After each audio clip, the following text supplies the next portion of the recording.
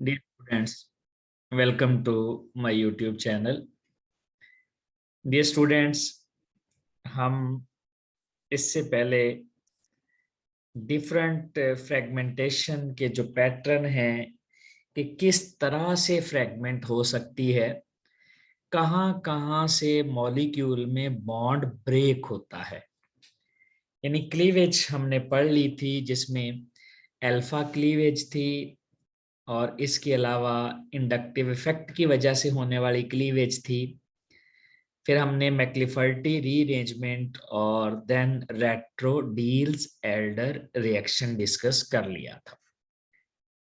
अब हम सारी क्लासेस में वन बाय वन देखेंगे कि किस तरह के फ्रेगमेंट अपीयर होते हैं, यानी जो डॉटर आइन पीक्स आती हैं, जो फ्रेगमेंट्स आते हैं, जो उसमें फ्रेगमेंट की पीक्स आती हैं, वो किस तरह की पीक्स हों कि हमें क्लास का पता चल जाए। यानी हर क्लास की कुछ कैरेक्टरिस्टिक पीक्स होती हैं, जिससे हमें आइडिया हो जाता है कि अच्छा ये कंपाउंड फलां क्लास से है। कुछ ग्रुप्स हैं जिनकी स्पेसिफिक पीक्स आती हैं, वही आएगी तो हमें पता चल जाएगा मॉलिक्यूल में ये वाला ग्रुप है। तो हम फ्रेगमेंटेशन पैटर्न स्टार्ट करेंगे वन बाय वन। आज हम देखेंगे fragmentation pattern in alkanes. Alkanes saturated hydrocarbon है, सारे इनमें कार्बन कार्बन सिंगल बॉन्ड होते हैं, और इसमें फ्रेगमेंट हमारे पास जो आते हैं वो एक दूसरे से सेपरेट होते हैं बाय 14 AMU। यानी दो फ्रेगमेंट्स में जो मैस का डिफरेंस आता है वो 14 का आता है। साथ साथ वाले फ्रेगमेंट में एक्चुअली होमोलोगस सीरीज है। किसी भी होमोलोगस सीरीज में जो फर्क होता है दो मेंबर्स में, वो CH2 का होता है। दो जो साथ साथ वाले मेंबर होते हैं किसी भी होमोलोगस सीरीज में, उनमें फर्क होता है CH2 ग्रुप यानी मिथाइलिन का, और CH2 का मैस होता है 14। तो 14 के डिफरेंस से यहाँ पर पीक्स आती हैं, क्योंकि इनमें सारे कार्बन और हाइड्रोजन है, कोई हेटेरो एटम और कोई और फंक्शनल ग्रुप तो है नहीं। अब अगर तो स्ट्रेट चेन वाली अल्केन्स होंगी तो उनकी मॉलिक्यूलर आइन पीक स्टेबल होगी।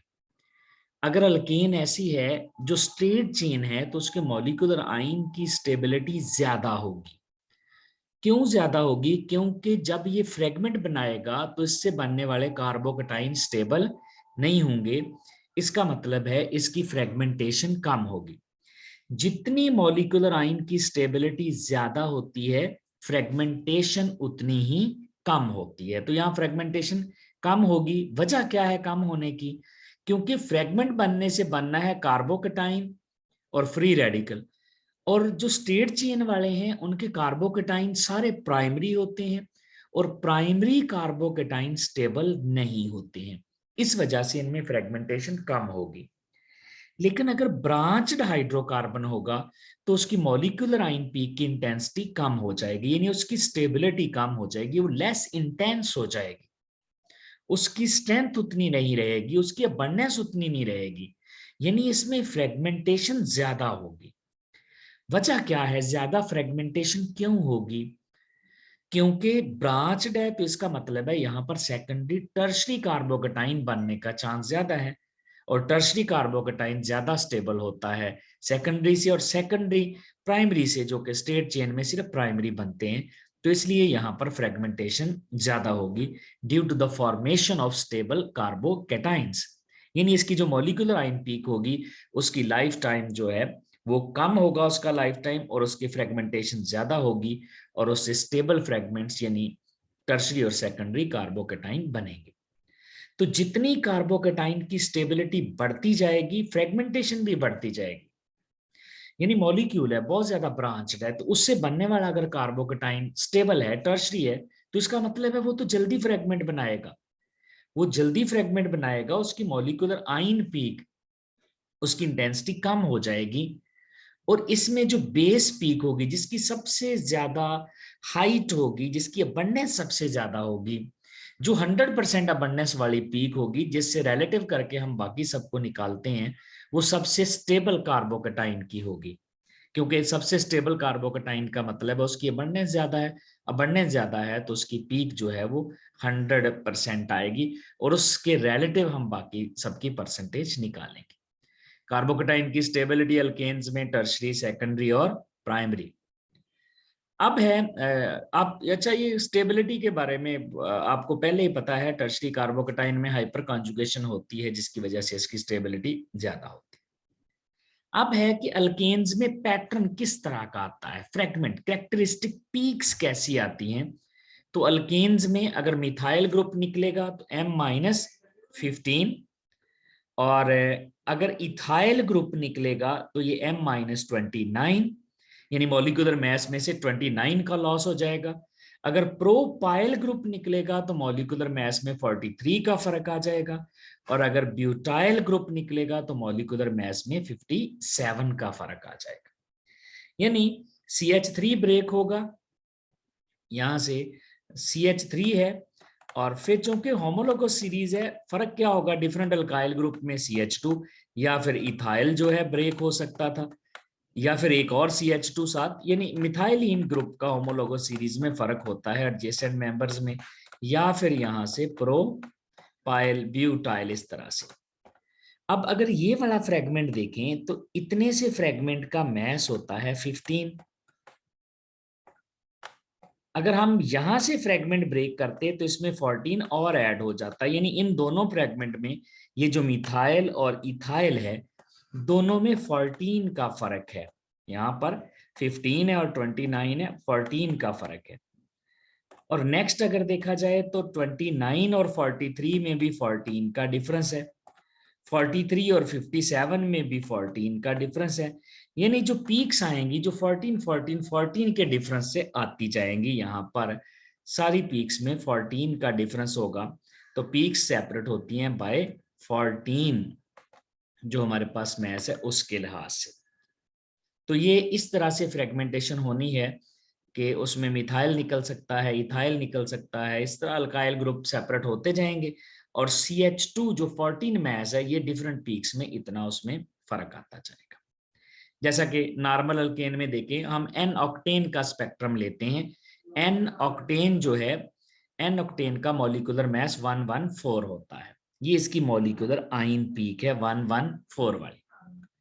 अब 114 में से यहां से याद रखिएगा जितनी अल्केन बड़ी होती जाएगी उसमें फिर जो 14 डिफरेंस वाले हैं, 14 के डिफरेंस से आने वाले फ्रेगमेंट हैं उनके चांसेस कम होते जाएंगे। जैसे यहाँ पर जो नेक्स्ट पीक आती है वो 114 की से 85 पे आ जाती है, यानी यहाँ से इथाइल ग्रुप का लॉस हुआ है। टोटल मास कितना है 114, पीक आ रही है 85 पर, इसका मतलब है कितना लॉस हुआ यहाँ पर 29 का, और 29 के लॉस से क्या मुराद है यहाँ से इथाइल ग्रुप निकला है ET, मैं ऐसे लिख देता हूं ET, इथाइल ग्रुप का यहां से लॉस हो चुका है। इसके बाद फर्दर यहां दोनों पीक्स में देखें फर्क है 14 का, ये 85 है और ये 71 है, दोनों में फर्क है जो 14 का, इसका मतलब है यहां से ये वाला फ्रेगमेंट जो है इसका लॉस हुआ है। यानी टोटल हमारे पास मास कितना है मॉलिक्यूल का 114 है, इसमें से आप 71 माइनस कर दें तो ये हमारे पास 43 आएगा और 43 किसका होता है प्रोपाइल का। यानी जब इसमें से इथाइल निकलेगा, ये एक्चुअली है C8H18, ये ऑक्टेन है। अगर यहां से निकल जाएगा इथाइल ग्रुप C2H5 तो यहां 2 कार्बन निकल गए, कार्बन कितने रह जाएंगे C6 और हाइड्रोजन यहां से कितने निकल जाएंगे 5, H कितना बच जाएगा 13। तो ये जो पीक आई है ये एक्चुअली C6H13 की पीक है, ये कैटाइन की पीक। अब यहां से अगर प्रोपाइल निकलेगा यानी 3 कार्बन कम हो जाएंगे, तो 3 कार्बन कम होंगे तो कार्बन 5 रह जाएंगे और 3 कार्बन के साथ हाइड्रोजन 3 2 5 2 7 निकल जाएंगे 18 में से C5H11, तो ये C5H11 जो है ये पीक आ जाएगी 71। अब फर्क क्या है दोनों पीक्स में, इन दोनों पीक्स में डिफरेंस आ रहा है 14 का, यानी एक और CH2 ग्रुप यहां से निकला है। अगर हम यहाँ पर फर्दर इसकी पीक देख लें तो फर्दर पीक इसकी 57 पे आ रही है।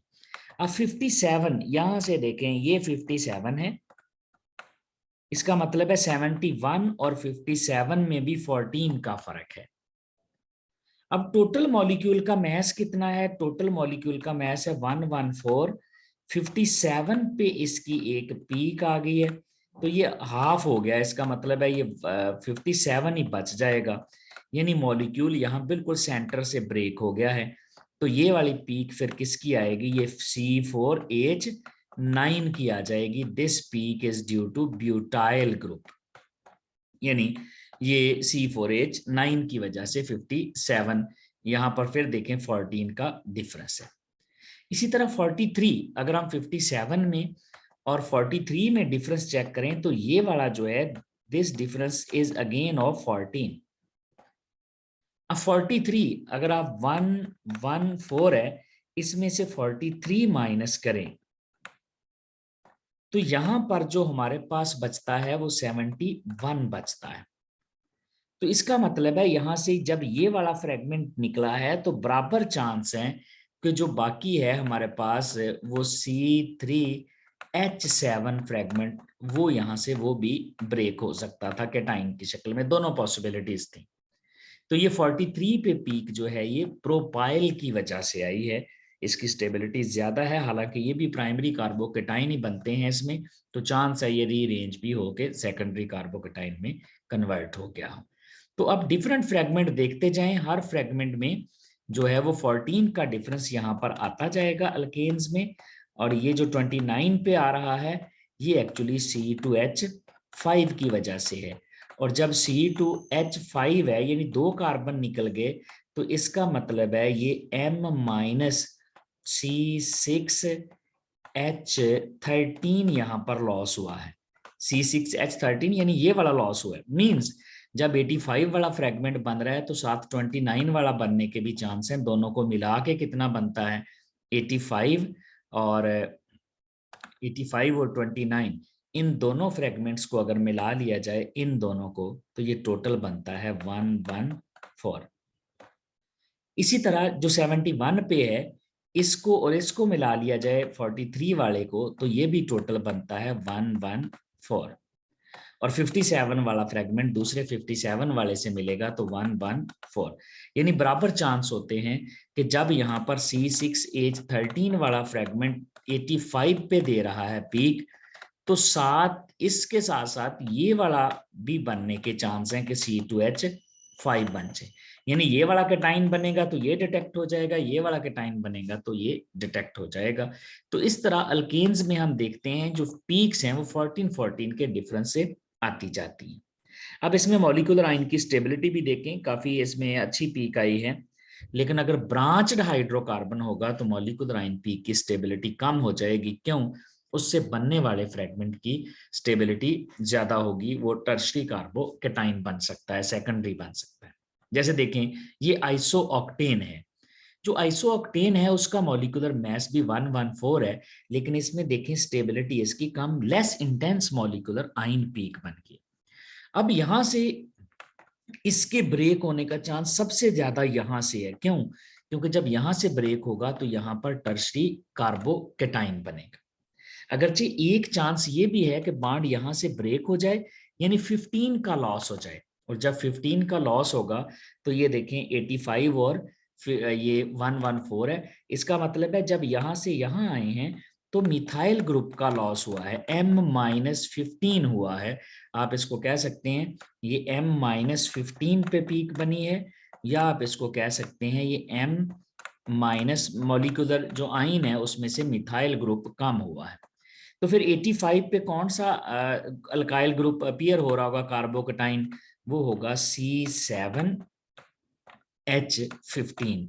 ये वाला कार्बोकेटाइन जो है ये C7H15 ये यहाँ पर अपीयर हो रहा होगा, दोनों में 15। ये है हमारे पास C8H18 है। C8H18 है, तो यहां से आपने CH3 निकाल देना है। ये यहां से CH3 निकल जाएगा। Ci3 निकलेगा तो यहाँ पर कार्बन कितने बच जाएंगे? यहाँ पर कार्बन 7 बच जाएंगे। ये सॉरी 15 का डिफरेंस नहीं है, सॉरी ये जो है M85 पे आ रहा है 114 से, तो 114 से 85 पे आने का मकसद है कि यहाँ पर ये जो पीक है M-29 की वजह से, वेरी सॉरी, M-29, और M-29 कब आता है? ये मॉलिक्यूल है C8H18। ये इसकी मॉलिक्यूलर आयन पीक आएगी C8H18 की किस पे? 114 पे। अब यहां से आप C2H5 माइनस कर दें। जब इसमें से C2H5 माइनस करेंगे तो ये बच जाएगा C6H13, और C6H13 की पीक जो है, ये वाली पीक आ रही है 85 पे। C6H13 carbocation. अब देखें, जब इसके बनने के चांस हैं C6H13 के, तो C2H5 के बनने के चांस भी हैं, यानी इसमें 29 पे भी पीक आ सकती है, 29 और 85। देखिए सबसे बड़ी पीक 57 पे आई है, जो कि बेस पीक है। This is due to the formation of this stable carbocation, यानी ये आई है C4H9 की वजह से, जो यहाँ पर टर्शरी कार्बोकेटाइन बना है। यहाँ पर C4H9 यानी ये CH3 है, फिर उसके साथ C है, फिर CH3 है, और फाइनली ये वाला CH3 है। तो यहाँ पर स्टेबल कार्बोकेटाइन बनने की वजह से ये पीक आई है। तो इस तरह से 57 पर बेस पीक बनेगी, जिसके रिलेटिव हम बाकी पीक्स की इंटेंसिटी फाइंड करेंगे। 43, यहां से ब्रेक होने का भी चांस है। क्यों? यहां से ब्रेक होगा तो सेकेंडरी कार्बोकेटाइन बनेगा CH3, CH पर पॉजिटिव चार्ज आ जाएगा, और फिर CH3। तो ये भी कार्बोकेटाइन है, लेकिन टर्शरी इतना स्टेबल नहीं है, जिसकी वजह से इसकी इंटेंसिटी कम है। तो 43 पे जो पीक है, this is due to the isopropyl group, ये C3H7 की वजह से। तो जो ब्रांच्ड हाइड्रोकार्बन होते हैं, उनमें स्टेबल कार्बोकेटाइन, स्टेबल जो पीक, जो बेस पीक होती है, that is the stable carbocation. इस तरह हम डिफरेंट फ्रेगमेंट्स को यहाँ पर अल्केन्स में जस्टिफाई कर सकते हैं। ये था dear students mass fragmentation of alkanes. Next lecture में हम डिस्कस करेंगे mass fragmentation in cycloalkanes. Thank you very much.